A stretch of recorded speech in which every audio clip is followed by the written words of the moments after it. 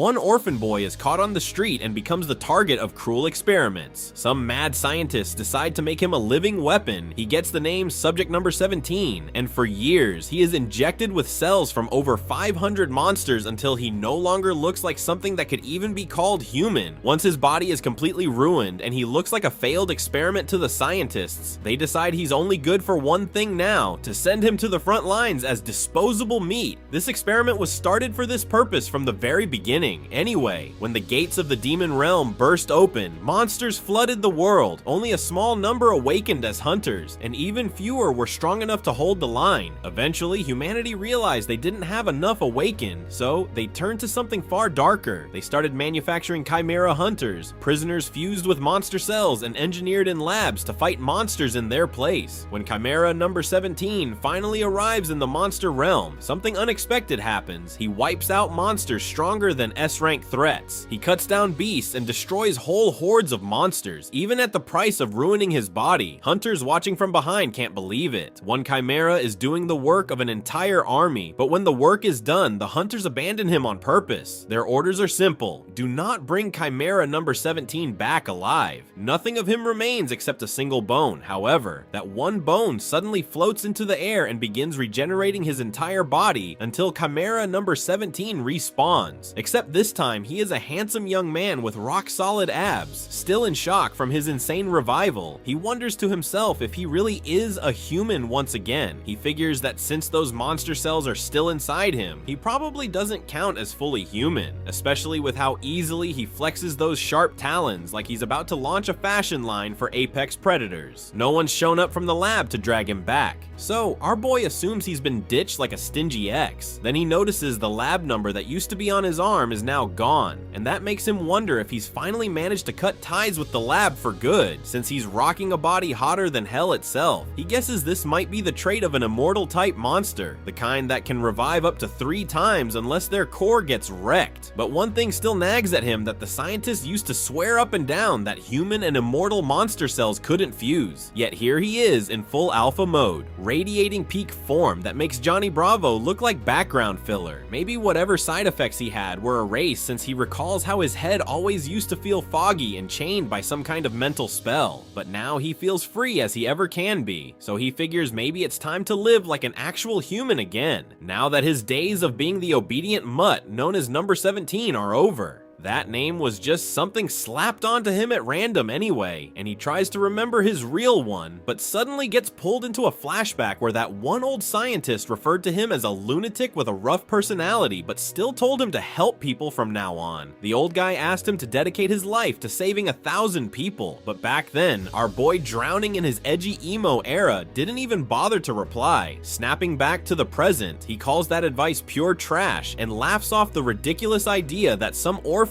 born in the slums is supposed to help others. As he gazes at the sunset sky, abs shimmering like they've got their own lighting budget. He thinks about revenge for a moment, but lets the thought slide. After all, revenge needs a visible target, and it's been so long that his grudge feels more like a fading itch than anything real. And besides, there's no path back to the human world right now anyway. He figures he'll run into them someday and decides to shove the whole revenge thing for now and focus on what's ahead. Staring down at his majestic body, a divine glow conveniently covering his more delicate parts, he comes to a decision that he'll try to live like a proper human being from now on to make up for all the time that got stolen from him. As he strolls off, he realizes he should probably find something to wear and heads out on a mission for clothes. But then a weird thought pops up mid-walk that he can't even remember the last time he wore anything. He fires up his brain cells to figure out what material might work, but comes up blank. So he does what any lost barbarian would do and starts scanning the area, and soon enough, something catches his eye. Up ahead, he sees a bird-like monster's corpse and guesses that maybe it died in a turf war. Though there aren't any wounds to show for it, that leads him to think it must have been poison, which honestly works out great for him since it's in mint condition and is perfect for skinning. He morphs his arm into a giant blade like he's just reaching for for a butter knife, and recalls from the lab that it's better to start cutting from the belly and then move to the limbs. Chai-Long gets to work, but the moment he slices it open, some purple gas leaks out. He instantly clocks it as poison, but doesn't seem the least bit rattled and inhales it like perfume. The only thing that annoys him is the smell, since now he's going to have to wash the hide. After a while, he finishes skinning the overgrown turkey and figures it wasn't a half bad job for a first try. He then heads to the river to wash the hide, but when he pulls it out, he seems a bit disappointed as he notices it's gone stiff, even though it felt soft before, so he concludes that it might just be the monster at play here. Then, out of nowhere, a genius idea hits him like divine inspiration as he lays the hide flat and starts beating it up like it owes him money, mid-punch. He wonders if this is how people normally tan hides and hopes it'll work rather than destroy all his hard work. After some good old medieval therapy, the hide turns soft again, and he holds it up proudly, ducking behind the naked bird corpse for modesty. He begins making adjustments to the hide, but just then, a flame flickers to life on the monster's head. The bird's eyes snap open, clearly disturbed at the sight of someone ripping off its skin like wrapping paper. Chai-Long quickly punches some holes into the hide, slips into his makeshift gear, and ties a vine around his waist like it's runway ready. With that, he's suited up in his new look and honestly feels pretty good about the result. He spots some leftover poison on the inside part, but decides to let it be because it is too much hassle to clean. At that exact moment, the bird monster lets out an ear-piercing screech, which shocks Chai-Long, who genuinely thought it was dead. It thrashes around and even seems like it understands human speech, which throws Chai-Long off. He figures the monster must also be an immortal type since it wasn't breathing earlier. If this had happened before, he would have roasted it without a second thought, but now, seeing it weak and vulnerable, he figures that there's no need. Chai-Long just smiles and says the bird got lucky, wishing it a second chance at life before turning to leave. As he walks off, he casually adds that if fate's feeling extra spicy, maybe they'll meet again. A while later, he wanders into a cave, glancing around like he's house shopping. Without warning, a massive centipede jumps out and lands right in front of him, but Chai-Long doesn't even blink. The creature lashes out, but he's more concerned about whether the lighting here is good enough for a home. With one clean strike, he slices off the centipede's head like he's swatting a fly and turns away, mentally crossing this cave off the list. Next, he finds himself in a snowy mountain region where a yeti lies on the ground frozen in fear, probably having seen Chai-Long coming like a jump scare. Apparently, our boy ran fades with the yetis, but rejected this location too because food would be a nightmare to find. Then, he checks out a forest, but the mushrooms reek so badly it's like someone microwaved fish in an office break room, so that one's a no-go as well. He keeps exploring from a creepy lizard cave to a suspiciously cozy volcano, but nothing clicks. Finally, he arrives at the edge of a cliff and gazes out at a breathtaking view, and it stuns him that a place in the demon realm could look this beautiful. He decides to scout the area and casually jumps off the cliff, landing with a thud that would break someone else's spine. Chai-Long notices the water is crystal clear, and there's a solid fish population too. Some monster fish leap out trying to get a nibble, and he wonders if he could roast one up like a camping trip meal. Thinking deeper, he figures this is the perfect spot because it has a natural fish farm, clean air, flowers everywhere, so he makes his choice that he'll build his house here and decides to call it the Chai-Long Duan House. Meanwhile, in a distant part of the demon realm, the air sparks as a portal rips open and something shoots out, slamming into the ground with a thunderous crash. A robotic figure rises from the smoke, looks around, and wonders out loud if this really is the demon realm. He takes a moment to soak in the beauty of the place, really letting the fresh air and colorful flowers work their charm, and ends up deciding that this spot is pretty much perfect for building Chai-Long Duan's house. Starting off, he clears out the area with these vine-like extensions that sprout from his fingertips, slicing down every tree in sight with a single clean motion, and once the clearing is done, he uses those same vines to gather the fallen logs to stack them up as his primary building material. Right when things seem to be going smoothly, he notices that the ground looks a little too bumpy for his liking, so he pulls out the vines again and smooths everything out, taking care to remove any leftover tree stumps until the clearing finally looks clean enough to host a Pinterest-worthy cabin. As he sets the logs in place and plants the main pillars for the structure, he starts to notice how his body moves almost on instinct, and it gets him wondering if this is what people mean when they talk about free will, especially since it's the first time he's building something that actually belongs to him. He lays out the floor planks next and decides to try snail-type monster mucus in place of nails since that stuff hardens into something close to rock, and he figures it might even work as waterproofing, which honestly sounds like a win. When the main structure is finished, he gives it a personal touch by layering some silkworm cocoon threads over the roof, and that boosts his confidence that monsters probably won't come knocking anytime soon. It looks pretty cozy now and almost feels complete, but he pauses to think about what else a proper human house should have, then recalls how back at the lab they used to show videos of normal houses before the gates ever opened. Thinking it through, he realizes most people either had pets or grew something in their yards, and since dogs are not exactly a thing in the demon world, he figures the best option is to grow plants and make a garden. After spending some time brainstorming on what to grow, he suddenly hits a eureka moment and decides Mandragoras would be perfect, especially with a snowy mountain nearby that fits their habitat. As he hikes through the cold, snow-covered terrain, he remembers that Mandragoras usually grow in mana-rich soil, and the way the snow piles around him makes him think back to when he got kidnapped and sent to the lab. Ironically enough, he kind of sees that moment as a blessing now, because after becoming a chimera, he no longer had to worry about freezing to death or starving in miserable conditions. Eventually, he senses the high mana around him and figures he must be close, and sure enough, he finally spots the Mandragora roots. They look like sunfish with leafy heads and are known for being super sensitive to stress, often dying from even the tiniest change in their surroundings. He reasons that picking younger ones would be smarter since they might adapt better during the move, so he carefully selects 3, bracing himself for the screaming he knows they're famous for. But instead of the shrill cries he expects, he finds the first little guy sound asleep, snoring like a baby, and the other 2 he picks later are also peacefully snoozing and even sleep talking. That throws him off until he remembers that the whole Mandragora screaming thing was more of a lab-created nightmare caused by humans growing them in low-mana environments filled with stress, and the screaming was mostly a reaction to being ripped out forcibly. He starts to wonder if the silence is just because they're in the demon realm now, but even so, it's weird that they're not trying to resist or run away. That is, unless they somehow recognize him as one of their own, which wouldn't be too surprising considering he's got Mandragora cells mixed into his body too. He gently tucks them into his waistband, feeling relieved that they're calm and unstressed, and begins to wonder if he could politely ask them later for a few root tendrils to brew tea, or maybe even use their fruit as a snack, though he quickly remembers that the fruit turns poisonous if picked forcibly, so he makes a mental note to wait and request it nicely when the timing feels right. Right around then, he picks up on the presence of some hunters nearby, and starts to question why anyone would bother climbing a perilous snowy mountain unless absolutely necessary, but decides to check them out anyway since he could use some gate stones from them. Meanwhile, one of the hunters is grumbling that they've been left to face danger on their own because their so-called teammates ditched them as bait, while the other one shouts for him to focus because a wave of monster rabbits is barreling toward them fast. The monstrous rabbits leap at them with their grotesque wide-open mouths filled with writhing tentacles and fang, but the guy manages to summon a force field just in time to keep them from becoming dinner. Though, he quickly realizes the barrier won't hold for long and starts wishing he had just taken on odd jobs instead. Regretting every decision that led to this moment, he starts screaming for someone to help. Just as his shield shatters into nothing, our boy swoops in with the kind of entrance that gives off serious Superman landing energy, and both hunters freeze, stunned to see an actual person casually appear out of nowhere. The sheer pressure from his presence alone sends the snow rabbits into a panic, and without hesitation they scatter like scared little rodents, leaving the 2 hunters standing there absolutely bewildered over how B-class monsters just ran for their lives from a half-naked man. They rush to thank him, introducing themselves as Xiang Zhou and Kim Taebun, and ask for his name, which he shares, but neither of them has ever heard a name quite like that before. Kim Taebun begins to wonder out loud if he might be some kind of reclusive hunter, judging by his rugged caveman aesthetic, while our guy flips the question and asks what they're doing wandering around in a death trap like this, since they don't exactly seem higher than D-class. The 2 explain that they're on a mission to capture a chimera alive in exchange for a rather generous bounty, which instantly grabs our boy's attention. One of them clarifies that the chimera thereafter escaped from a lab and leapt into a gate mid-chase, which actually comes as a huge relief to him since it confirms they're not tracking him down. He then asks where their gear is, wondering how they ended up roaming the wild completely empty-handed and whether they at least have a gate stone on them, to which the guy explains that their so-called teammates teammates bailed with all their equipment and that the betrayal had been part of their plan from the start, something he now regrets not picking up on sooner. Hearing all of this, our boy silently locks eyes on their gate, and as the hunters try to explain how they're suffering from mana contamination and won't be able to survive much longer, they desperately ask if he has a way out since humans can only survive a limited time in the demon world before needing to return and purify themselves, or they'll die from overexposure. One of them even pleads with him to help, mentioning that he has a pregnant wife waiting back home, but before they can even finish the sentence, our guy suddenly freezes as if sensing a shift in the cosmos, then takes off midair like the Hulk, leaving them hanging mid-monologue with the wind in their faces. Elsewhere, the robot-like Chimera finds itself standing at the edge of a cliff, and the same hunters who ditched earlier try to ambush it from behind, but the creature slowly turns to face them, making it very clear that it now intends to erase them from existence. As our boy pulls up to the scene, his eyes go a little wide, wondering if he showed up too late. Up ahead, blood and gear are scattered across the ground, while a flickering blue energy ball slowly fades at the edge of the cliff,